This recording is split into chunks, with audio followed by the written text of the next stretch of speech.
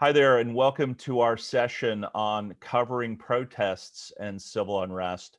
I'm Professor Wayne Garcia from the University of South Florida, and I'm a member of the local host committee for the conference this year, which was supposed to be in Orlando, as you know, but now we're here in cyberspace. And we have with us Divya Kumar. Divya covers nonprofits and higher education for the Tampa Bay Times newspaper. And she got her start in journalism at King High School in Tampa, the student newspaper there, and the University of South Florida, where she worked on the Oracle newspaper. I believe she was editor, right, Divya? And she joined the Times in 2016 after she earned her master's degree from Columbia University. And she's a graduate school of journalism grad from that fine institution. Divya, thank you so much for coming on with us. Thank you. Thank you for having me.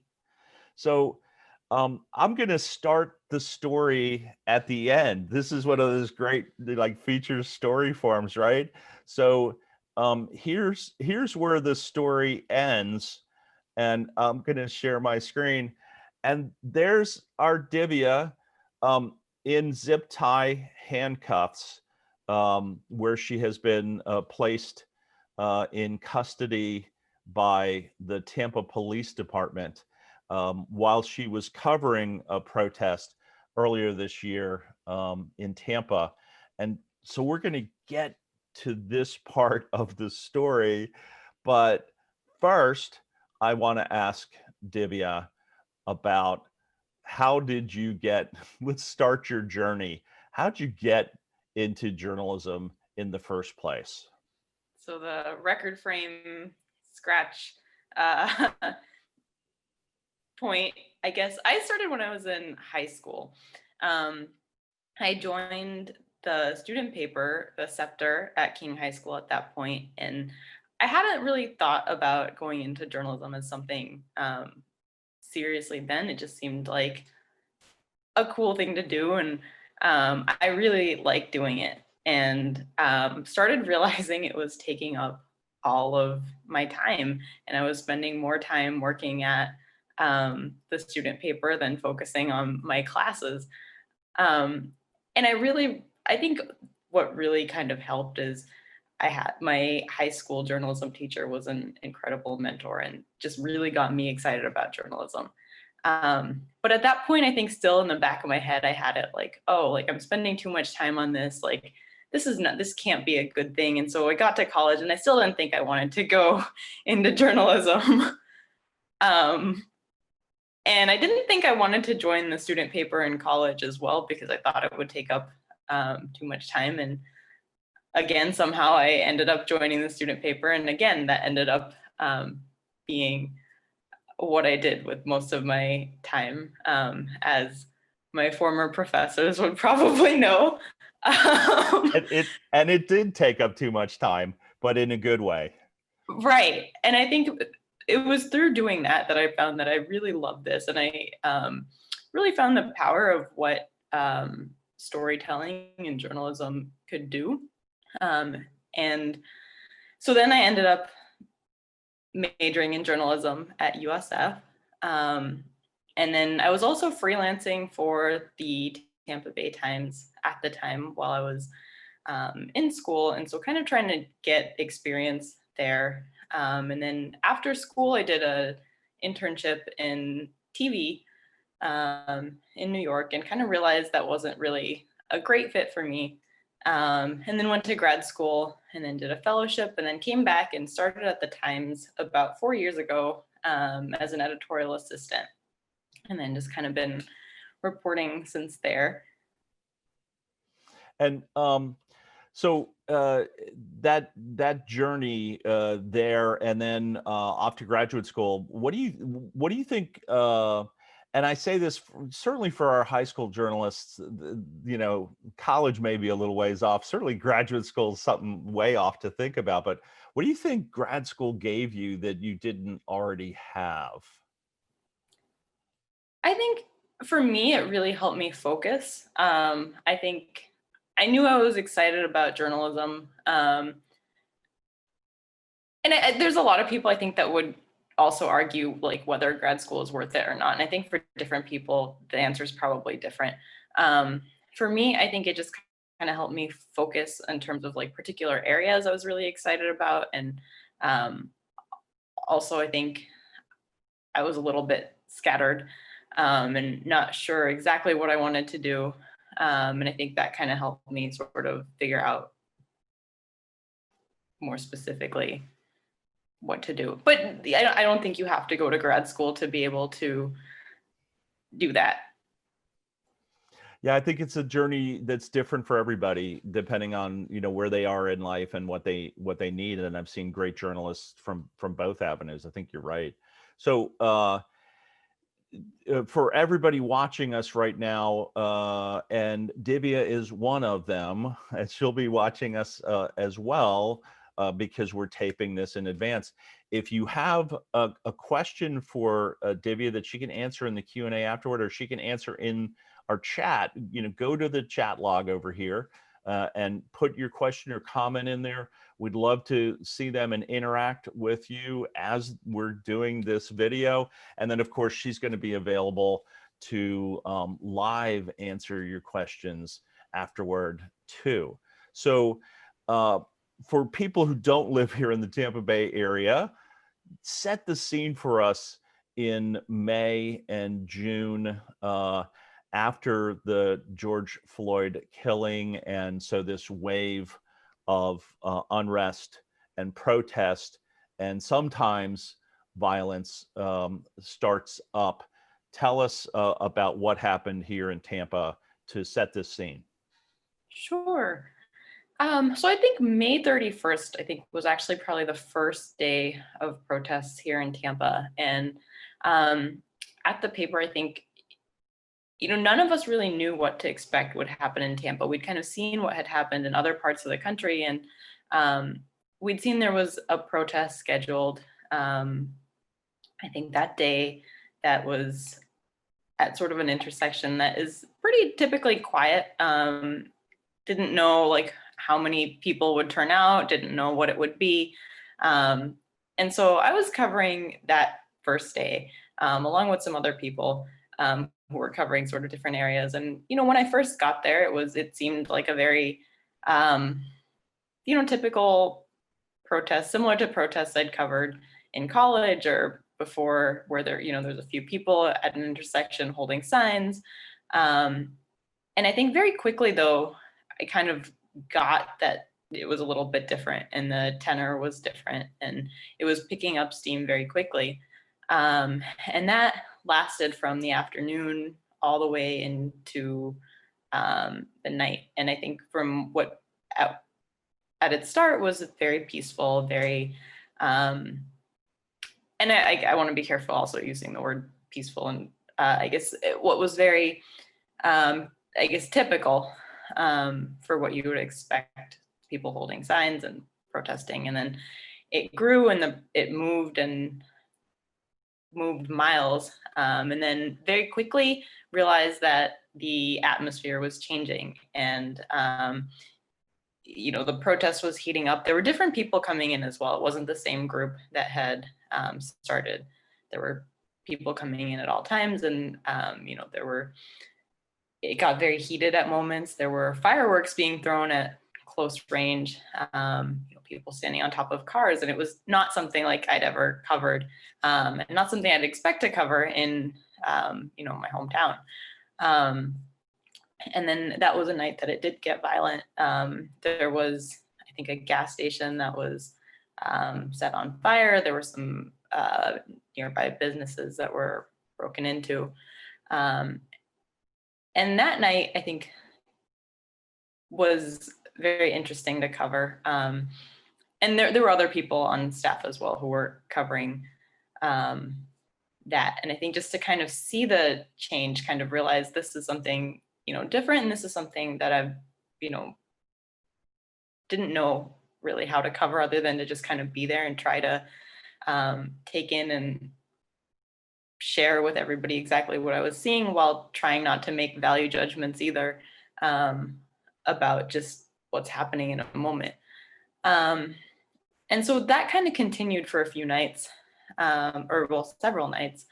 I think the night that the photo is of, I think was maybe about a week or so later. And that might have been my maybe second or third protest shift after that, after the first night. And so that started at the time that I kind of got there.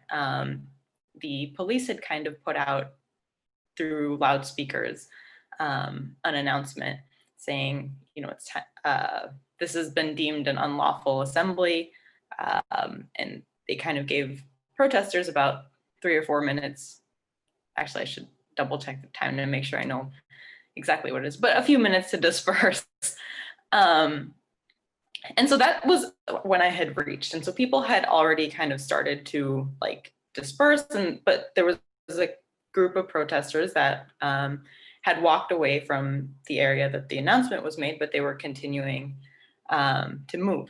And so as a journalist, our job is to, hold everybody in that situation accountable, the protesters as well as law enforcement, because if something were to happen, it's important that there are eyes that kind of see what's happening. And so that was the purpose of, how I saw myself there. And so, continued to follow the group. And then at one point, law enforcement kind of the group was like continuing to walk and go through the streets of downtown Tampa at the time. And then at one point, I think law enforcement kind of closed in on like both sides of the group, and they were kind of like knocking people over with their bikes and, telling people this was an unlawful assembly and they were going to be arrested. And so at that point, I, did show my press credentials to an officer, and the response I got at the time was, I don't care, you shouldn't be here. And then so I kind of got, with the group, cuffed, detained, all that stuff. And, still telling them, I'm with the press and with the Tampa Bay Times. And, there were several people, it was very heated. They weren't listening. Finally, a different officer came by and I think kind of picked up that something was not right about the situation. And so I think there was another protester whose like sign had fallen somewhere near where I was on the ground cuffed. And he asked me like, is this your sign? I was like, no, I'm telling you, I'm not protesting. I'm here with the Tampa Bay Times. I'm here to cover it. So I think that kind of, he realized like, okay, something's a little off here. So then I was kind of taken aside, as this picture shows. And then they, looked at my ID, looked at my press credentials, and then, let me go. And, in the larger scheme of things, it's not too bad. Like there's people who have, dealt with a lot worse. And, like it was fairly quick. I think what is a little bit troubling is that was maybe like 15 minutes or so that I was kind of taken out of the reporting process. And my colleagues who kind of saw what was going on kind of came over to make sure that I was okay.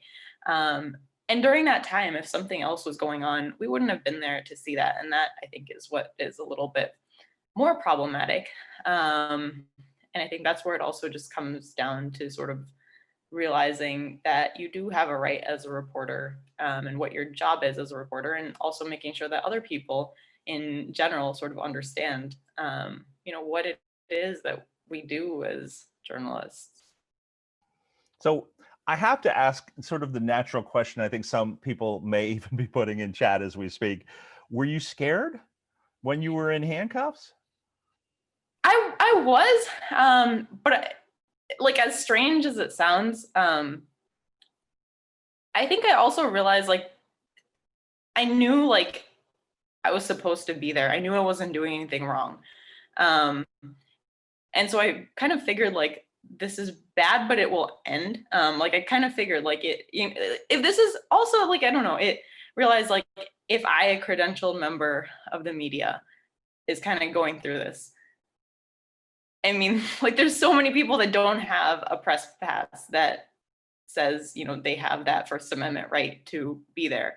But also I think that's where it sort of comes down to just really believing in, I mean, I think I was definitely scared. I think the weird thing is I was probably more scared, like my parents live in the Tampa Bay area. I was like, oh gosh, like they're gonna see this like first thing in the morning, which is probably not the first thing you should be scared about. But I think I was kind of calm and kind of knowing like eventually this would end. But it was definitely not anticipated. Certainly. And so after they let you go, what happens then with your other reporters? Do you go back to reporting? Do your editors say, come on back? The protest was sort of breaking up. I can't remember if it went on. I know some of them went on for quite some time. The police sort of slow chased people off over long distances. Yeah. So I think this was probably this was after midnight this happened. So the first call that I made once I was out of zip ties, so first it was cuffed and then it was zip tied. But so first call I made was to my editors, letting them know I was okay, everything's fine. And then I told them exactly what happened as well, which ended up becoming part of the story too, which was a little bit uncomfortable, but also I think I guess people do need to know that too. So the first call was to them with that. And they asked me, like, what do you want to do? Like, do you want to go home? You can go home. And like at that point, people were pretty much starting to disperse, but there were still some people there and there were still some questions we kind of were trying to figure out, because there were several people who were placed in cuffs and we didn't know where they were going to be taken. We didn't know like what was happening. Were they going to be transported to the jail? Were they going to be released and issued warrants to come back? So there were still some questions. And so I kind of hung around there for a little bit. And the other reporters were still there. They were kind of definitely more active than I was at that point. I went back to the officer who let me out and asked him a couple of questions, and he was much friendlier in responding after all that. But so I did stay for a little bit and then went home that night. And I know for me it was really important. I didn't want to not cover protests after that. And I think my editors were super kind about it and didn't want to push me. But I think I also knew, like, if I didn't cover another protest soon, I would probably get really like freaked out and not want to do it again. And so I think a couple days later, covered a different protest, and it was not like that. So yeah, you sort of want to get back right on the horse right away. So what was the reaction then of the newspaper in terms then of covering your detention, temporary detention, let's call it, and also what steps they took with reaching out to the police department and the city as well? yeah, the paper was incredibly supportive, and I think that's something I really, really appreciated. I think the very first thing, the next morning, I got a call from our top editor, kind of asking me everything that happened. And the same evening that happened to me, another reporter had a similar situation in St. Pete. And I think the chief of police had already kind of apologized for that by the morning, and for the St. Pete side. And so the editor reached out to the mayor and chief of police, and there were conversations that they had. And then the mayor called me the next day too, which was really overwhelming. I feel like you never want to call from the mayor as a reporter if you're not doing the interviewing. But I think the paper was extremely supportive and kind of just making sure like this doesn't happen again, and that police also. I think the big thing that the paper kind of wanted to stress with the city and the police is making sure that they understand what our role is there, that as members of the media, we're there to document, and we're not doing any, like, all our job is to just kind of bear witness to what's happening. Yeah, so tell me some of the takeaways from the experience then, from the first one you covered with the unexpected violence. And again, for those who weren't here, the gathering turned to where there were actually some fires set in businesses, and some local businesses on Fowler Avenue were torched. And so from that to this, and then to further protests that you covered, what kind of things do you think you learned along the way about how to cover this kind of a gathering? Because we don't teach how to cover protests at all. Yeah, I think one thing is just being like hyper aware of your surroundings at all times, and kind of being ready to adapt quickly. I think sometimes we kind of have like set ways of how we do things and how our processes are for reporting. But I think just kind of with the realization that your surrounding could change very quickly and very fast, and you kind of need to know how to, be close enough that you're able to see what's going on, but also able to remove yourself from a situation if it gets, you don't want to put yourself in danger, because then your story is no good. And also you shouldn't put yourself in danger. But so I think, awareness of your surroundings is important. I think also just kind of, it is really challenging to cover a protest, because I think you're covering stuff that is happening like minute by minute, and there is value in that coverage, but then you're also kind of trying to listen to see what are sort of some of the bigger issues that people are talking about that maybe you've missed, or maybe you're not aware of.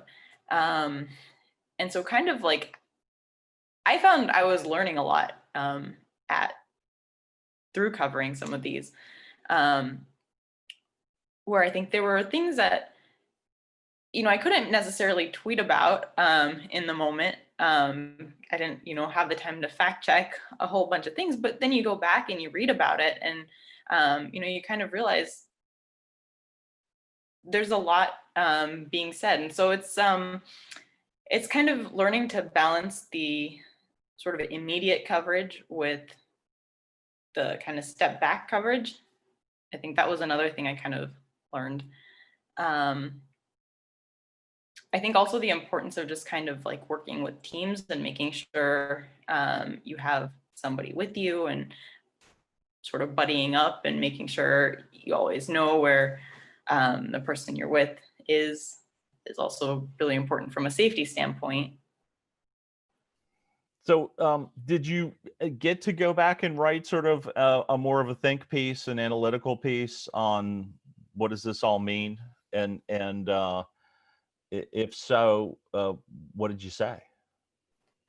Well, I didn't, but I know some of my coworkers who have also been covering this have kind of done some of those step back pieces, just in terms of some of the overall issues between law enforcement and the communities that they're working in. So one of the things that has fascinated me about these protests in particular has been the pushback against the news media all over the country. It's not just in Tampa, but all over the country. Don't publish our pictures, and very strong, heated arguments and discussions and requests on, especially playing out on social media. And I know the student newspaper had a lot of this aimed at them online, as well as, you sort of traditionally think, well, of course the protesters will love to have the media there. We're going to tell their story, right? What did you find about what did that happen with you and the protesters in this instance?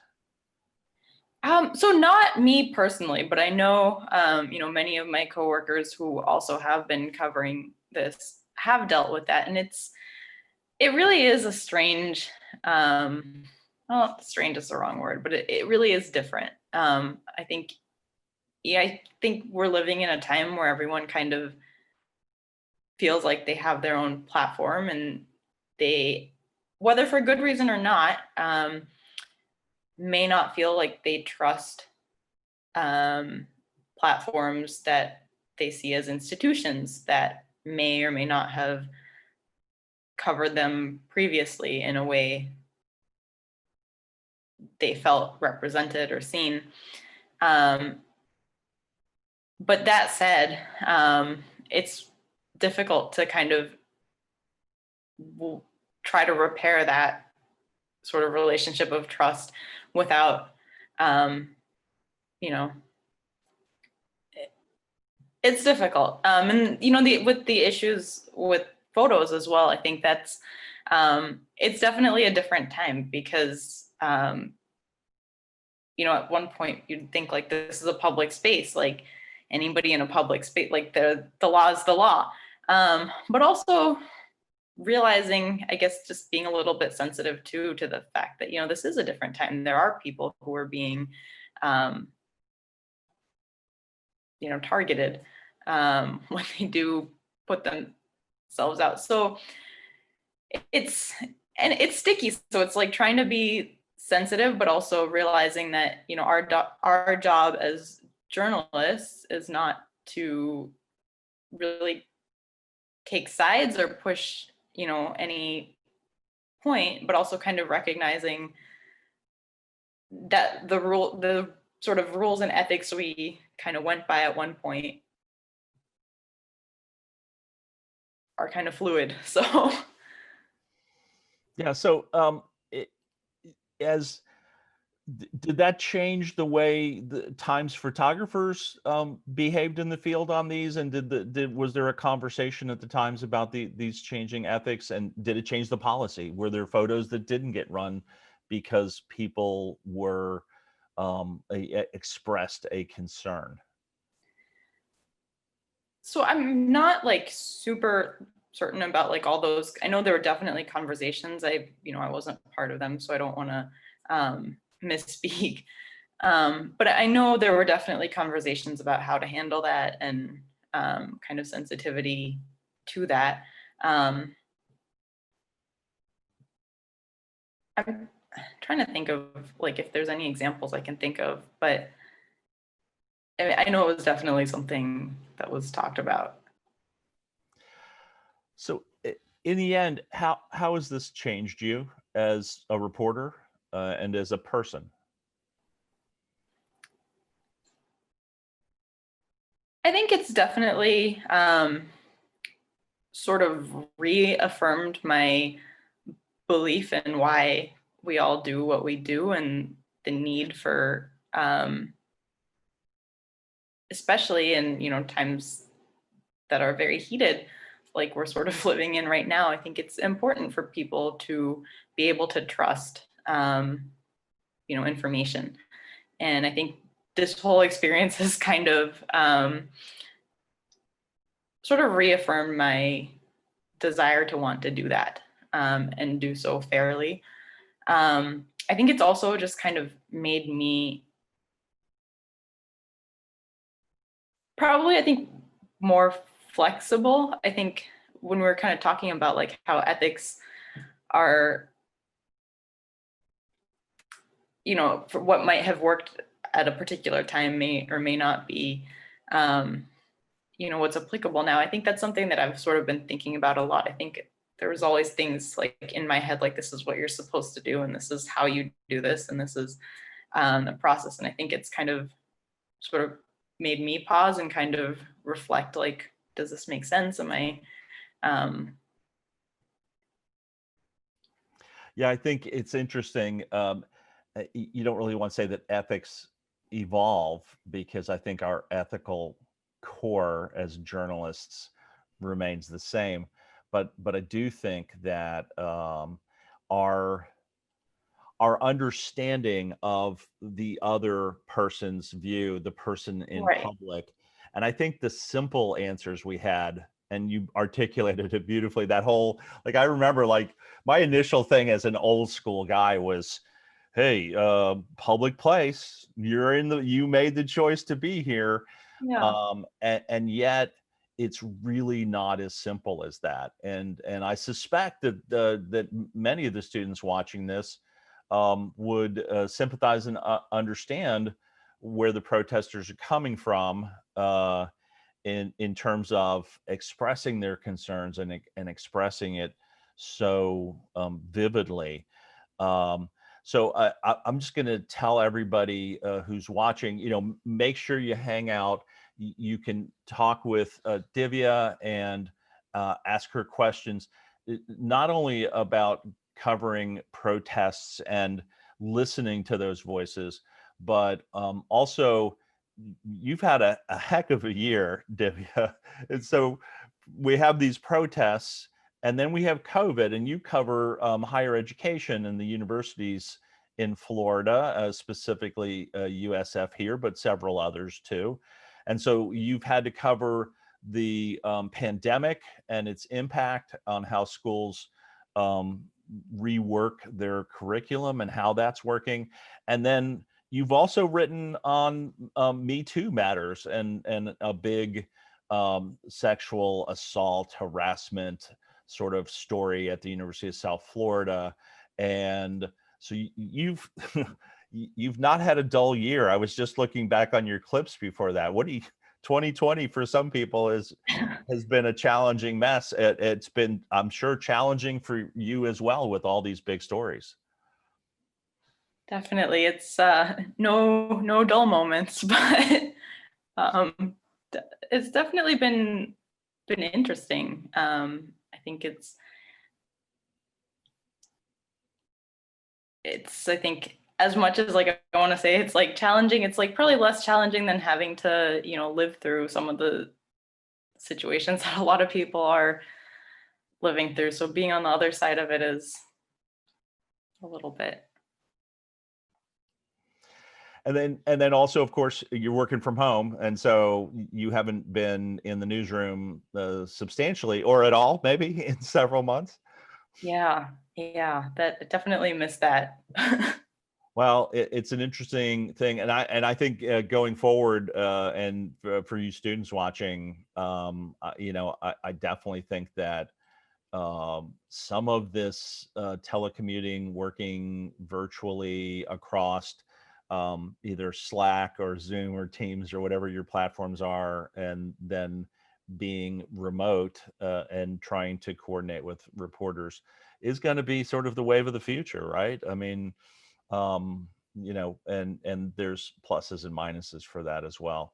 So like I said, hang out if you can, but if you can't, please at home, I can hear you now. Let's give Divya Kumar of the Tampa Bay Times a big hand and thank you for coming in with us, Divya. We really appreciate you talking to all of the high school journalists across the country and beyond. Oh, thank you so much. I really appreciate your doing this and really appreciate knowing that there's high school journalists that want to go into this because this field really needs them. Amen. And thank you for watching. Hang out for the chat if you can. We'll talk to you later. Bye bye.